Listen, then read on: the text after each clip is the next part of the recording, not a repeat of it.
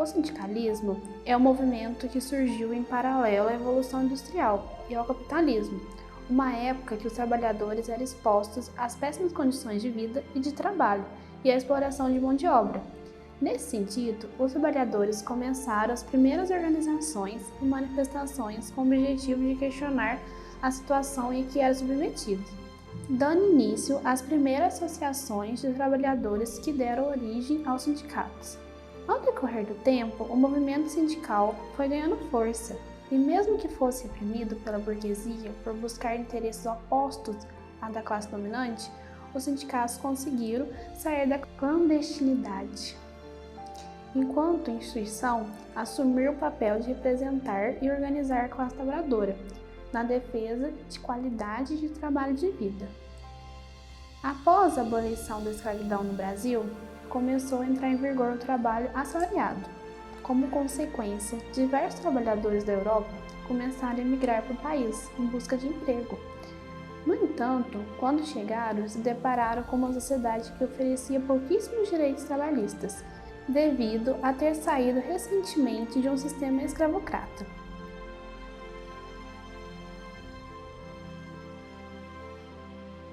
Todavia, como os trabalhadores vindos da Europa já eram assalariados, já tinham alguns direitos garantidos em seus países de origem, começaram então a formar organizações. As primeiras organizações foram as sociedades de auxílio mútuo e socorro. Posteriormente surgiram as uniões operárias, que com o surgimento das indústrias passaram a se organizar em diferentes ramos, em diversas partes do país, aumentando a força do movimento ao longo dos anos. Um grande exemplo é a CUT, Central Única dos Trabalhadores. É vocês que têm que meditar, não é eu que vou dar opinião para vocês, não. Vocês já são adultos, e é por ser adulto que nós estamos fazendo o que estamos fazendo. É vocês que têm que meditar. Aonde vocês são mais importantes. Eu já disse para vocês de que sindicato não é esse prédio. Sindicato é cada um de vocês, não é a máquina de vocês. Sindicato é cada um de vocês na rua.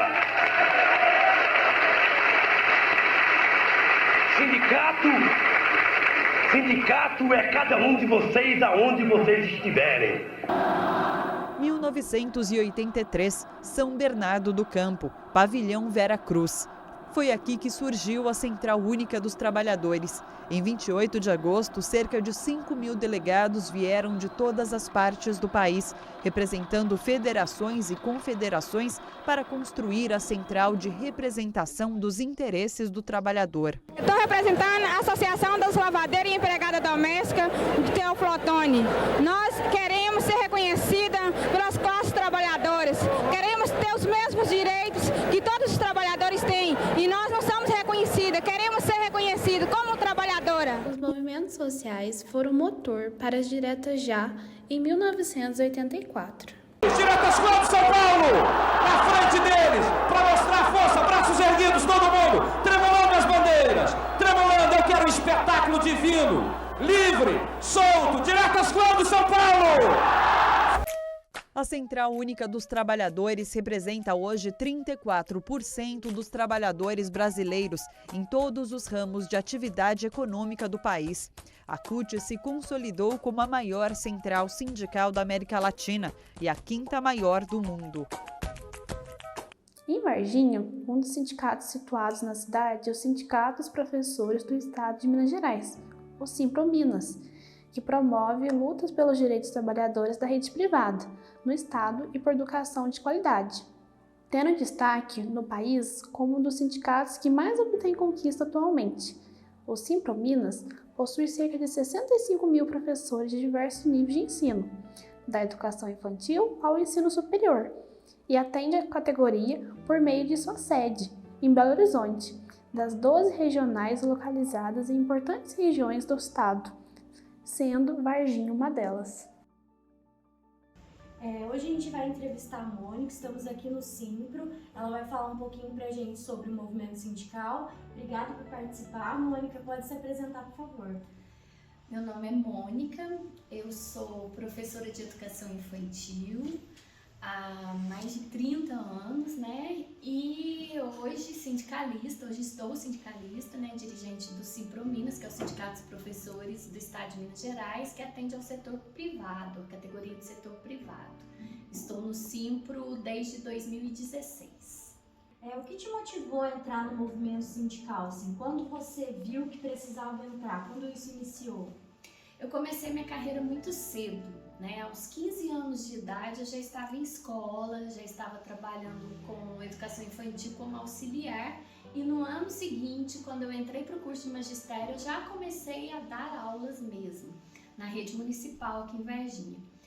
Quando eu já tinha lá os meus 20 anos de profissão, eu comecei a participar mais das atividades sindicais, porque com a maturidade, com o tempo, nós começamos a perceber o quanto é importante a luta pelos direitos trabalhistas, né? E procurei o sindicato, comecei a me envolver, participar das reuniões, das assembleias, percebi que tinha um envolvimento muito pequeno da categoria, comecei a divulgar para os meus colegas de escola e fui convidada pela nossa agente sindical, que é a Ana Maria, para conhecer mais, para conhecer a diretoria, para ver se eu teria o interesse de entrar para a direção. E o que você acha que mudou de quando você entrou para agora? Algumas conquistas? Como que está o cenário agora? O cenário piorou muito, infelizmente, né? De 2016 para cá, nós tivemos só enfrentamentos muito sérios, porque nós tivemos proposta de reforma da Previdência que na época nós conseguimos, né, foi uma luta histórica, barrar na época, com a mobilização da classe trabalhadora. Varginha parou por um dia, as escolas particulares de Varginha aderiram a esse movimento, foi um trabalho nosso de muita mobilização. Mas nesse momento nós conseguimos, mas depois ela foi aprovada nesse atual governo, né? Tivemos reforma trabalhista que prejudicou demais a classe trabalhadora e os próprios sindicatos, né? Porque permite com que as empresas façam acordos com os trabalhadores que induz a classe trabalhadora a aceitar o que o patrão impõe, porque setor privado em especial, a pessoa, se não aceita, perde o emprego. E todos os desmontes que vocês também já sabem, a EC 95, que congelou os investimentos todos no teto dos gastos na educação, saúde e assistência social. E esse governo, infelizmente, tenta criminalizar, né? Nós tivemos projetos de leis já tentando criminalizar os movimentos sociais. Conseguimos retirar isso da pauta, modificar o projeto que estava para ser aprovado na época, mas são muitos e muitos desafios que refletem diretamente nas negociações, inclusive do sindicato dos trabalhadores com o sindicato patronal, para poder fechar a convenção coletiva de trabalho dos trabalhadores. Mônica, você poderia falar um pouco mais do que seria essa convenção e qual que é a adesão desses professores? Eles sabem que existe essa convenção? Como que é a participação deles no sindicato? Tá, joia. A convenção coletiva de trabalho é um documento que regulamenta, né, a relação trabalhista do professor com o dono de escola, com as escolas. Ela surgiu há muitos anos, há mais de 80 anos, com uma luta dos próprios professores, quando eles começaram a perceber que a profissão deles era diferente das outras, que exigia legislação diferenciada. E começaram a lutar por direitos. Foi quando surgiu o sindicato, foi quando surgiu a convenção coletiva de trabalho. Por exemplo, um professor leva para casa elaboração de prova para corrigir trabalhos, e outras profissões não. E eles não recebiam hora extra porque estavam trabalhando em casa. Aí surgiu o adicional extra classe.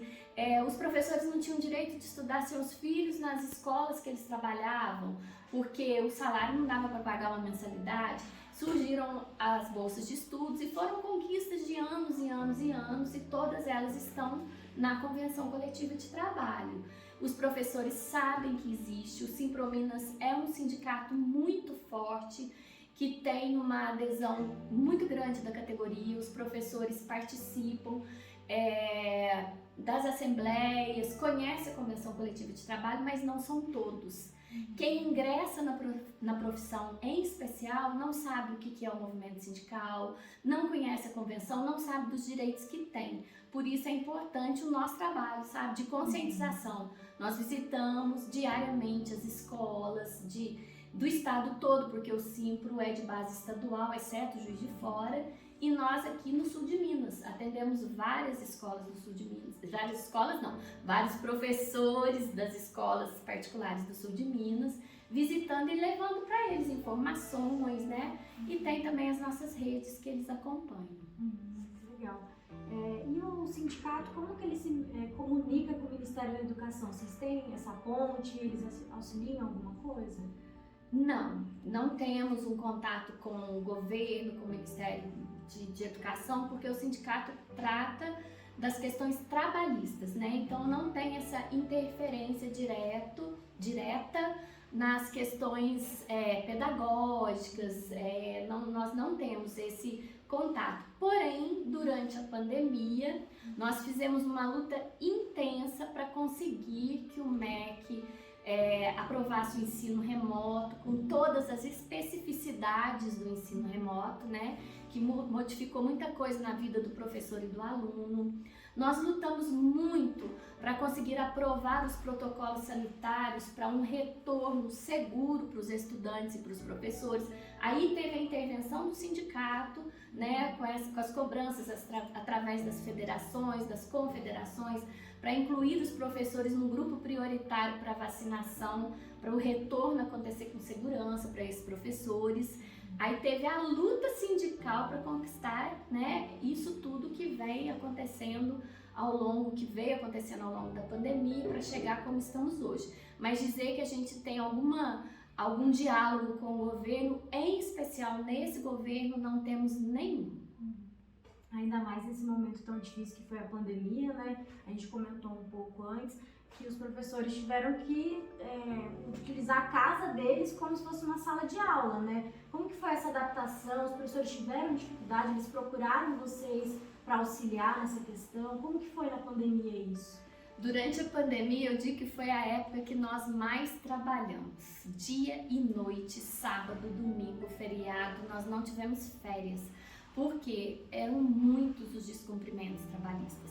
Os professores tiveram que investir em computadores, internet de qualidade para trabalhar remotamente, né? Tiveram que se adaptar ao trabalho remoto, porque o professor universitário, ele já conhece um pouco dessa realidade, porque já tem as disciplinas que são EAD, né? E já fazem um acompanhamento remoto aos alunos, mas os professores de educação básica não conheciam essa realidade. Em especial os dos menores da educação infantil, era a maior dificuldade do mundo conseguir prender a atenção de uma criança a um computador. Então eles tiveram que se desdobrar muito, muitos professores adoeceram durante a pandemia para aprender a trabalhar, e quando iniciou o retorno, eles não tinham um retorno presencial, né, porque o trabalho nunca parou. Quando iniciou o retorno presencial, muitos professores não puderam voltar por causa das condições de saúde, que a própria legislação não permitiu o retorno, foram demitidos, nós tivemos que acionar a justiça para reintegrar esses professores. Então foi um momento muito difícil. Esse período da pandemia e pós-pandemia também, trabalho híbrido, os professores davam aula remota, davam aula presencial, não recebiam horas extras, por isso nós tivemos que notificar inúmeras escolas, lutar muito para conseguir que os professores tivessem essa compensação das horas extras trabalhadas. Não foi fácil. Tivemos que denunciar nas secretarias de saúde, vigilância sanitária, todas as irregularidades, e a gente tinha só em Varginha, cerca de 10 a 15 denúncias diárias de irregularidades nas escolas particulares, e as escolas tinham que fechar a turma, fechar a escola toda às vezes, dependendo do número de contágios, e foi uma luta intensa. E entrando agora um pouco na sua experiência pessoal, você poderia contar pra gente alguma greve, alguma manifestação que assim marcou pra você, que foi uma coisa muito importante desde que você entrou no movimento sindical? Nós tivemos, como eu disse para vocês, a paralisação não foi nenhuma greve, a paralisação de um dia de trabalho para a gente tentar barrar a aprovação da reforma da Previdência, salvo engano, 2016 ou 2017, eu não me lembro o ano ao certo, mas foi bem no meu início no movimento sindical. E para mim foi muito emocionante porque foi um ato local. Varginha parou, estudantes e professores na praça, inclusive uniformizados, estavam divididos por escolas, e eu achei assim emocionante. Foi uma conquista em nível local, uma cidade interior, conservadora, pequena, que esses movimentos não acontecem porque todo mundo conhece todo mundo tem medo de ser perseguido, de perder o emprego. Foi a primeira vez que nós conseguimos isso nesse município, foi muito importante para mim. E depois, no ano de 2018, nós tivemos uma greve que nós paralisamos por quase 2 semanas, toda a educação privada, e foi um movimento muito bonito, muito intenso, para poder conseguir assinar nossa convenção coletiva de trabalho, que nós não estávamos conseguindo em negociação, e essa greve fez com que a gente conseguisse avançar nas negociações. E esse ano, novamente, né, pós-pandemia, 3 anos sem reajuste salarial, 3 anos passando por inúmeras dificuldades, excesso de trabalho. Quando a gente retorna ao trabalho presencial, nós não tivemos nenhuma empatia dos donos de escola, dos nossos, né, dos diretores, que são os nossos líderes diretos dentro das escolas. Nós não tivemos reajuste, nós estamos trabalhando muito pressionados e não avançamos nas negociações. E a única forma da gente conseguir assinar uma convenção coletiva de trabalho é em comum acordo com ambas as partes, ou quando a gente consegue deflagrar uma greve, porque aí a justiça julga em caráter de urgência o dissídio de greve. E esse ano nós tivemos também uma greve, agora no mês de junho, né, que desencadeou nessa ação na justiça de dissídio de greve, que ainda não foi julgada, que nós estamos aguardando. Nós estamos em agosto até hoje sem reajuste salarial e sem a nossa convenção assinada. Gostaria de agradecer a participação da Mônica por estar aqui.